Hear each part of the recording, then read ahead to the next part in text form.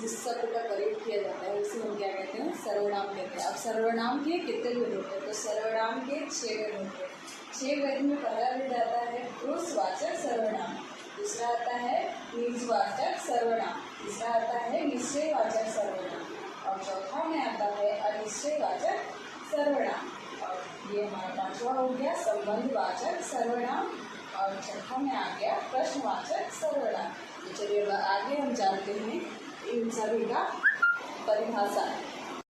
सर्वनाम का परिभाषा हम जाने, अब हम जानेंगे सर्वनाम के भेद। तो पहला भेद में हमारा आता है पुरुषवाचक सर्वनाम, जिसे हम कहते हैं जिस सर्वनाम से बोलने वाले या सुनने वाले या जिसके बारे में कहा जाए उसका बोध हो, उसे हम पुरुषवाचक सर्वनाम कहते हैं। जैसे कि उत्तम पुरुष, इसमें पुरुषवाचक सर्वनाम में 3 भेद होते हैं। पहला भेद हुआ हमारा उत्तम पुरुष, दूसरा हुआ मध्यम पुरुष और तीसरा हुआ हमारा अन्य पुरुष। और इसमें से हम जानेंगे कि उत्तम पुरुष किसे कहते हैं। तो मैं, हम, हमारा, मेरे, मेरा इत्यादि उसे हम कहते हैं उत्तम पुरुष। नाम का भेद में हम पहला भेद जाने पुरुषवाचक सर्वनाम। पुरुषवाचक सर्वनाम के बारे में हम जाने कि उसका पहला भेद क्या होता है, उत्तम पुरुष। अब उत्तम पुरुष के बाद इसका दूसरा भेद क्या है, मध्यम पुरुष। और ये मध्यम पुरुष में क्या आता है, तू, तुम, आप लोग, तुम्हारी, जिसमें सुनने वाले का बोध हो। जैसे हम किसी को बोल रहे हैं, वो सुन रहा है, उसका बोध हो, उसको हम क्या बोलेंगे, मध्यम पुरुष। और हमारा तीसरा में आता है अन्य पुरुष। अन्य पुरुष में आएगा हमारा वह, वे, उसका, उसकी, उनकी आदि।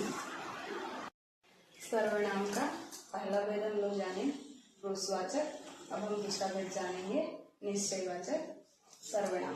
निश्चयवाचक सर्वनाम में हमारा है जैसे कि है यह, वह, ये और वे आदि। जैसे कि किसी चीज को हम देख रहे हैं, कोई व्यक्ति को ही हम देख रहे हैं, वह जा रहा है, मीन्स हम अपने आंखों के सामने देख रहे हैं, वो निश्चित है, इस चीज को हम बोलेंगे निश्चयवाचक सर्वनाम।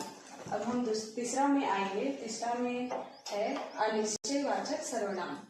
इससे व्यक्ति, वस्तु या भाव के अनिश्चय का बोध होता है।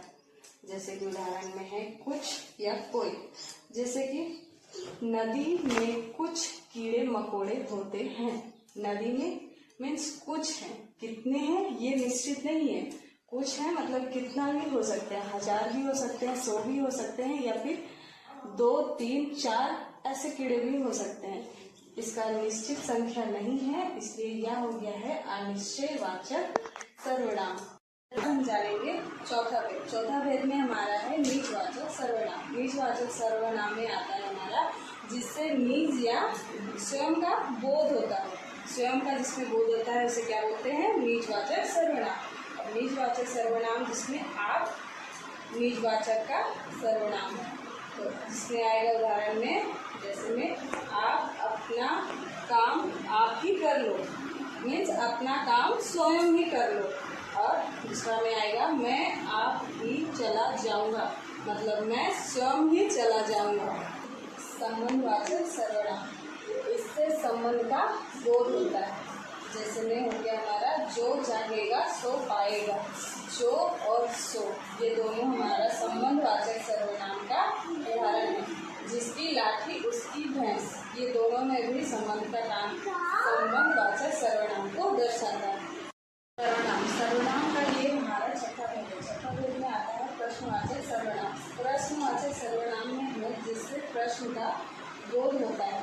प्रश्न का बोध होता है कौन या क्या, ये दोनों हमारा प्रश्नवाचक सर्वनाम का उदाहरण है। इसमें से हो गया जैसे कि है कौन जा रहा है, क्या हुआ, कौन आ रहा है,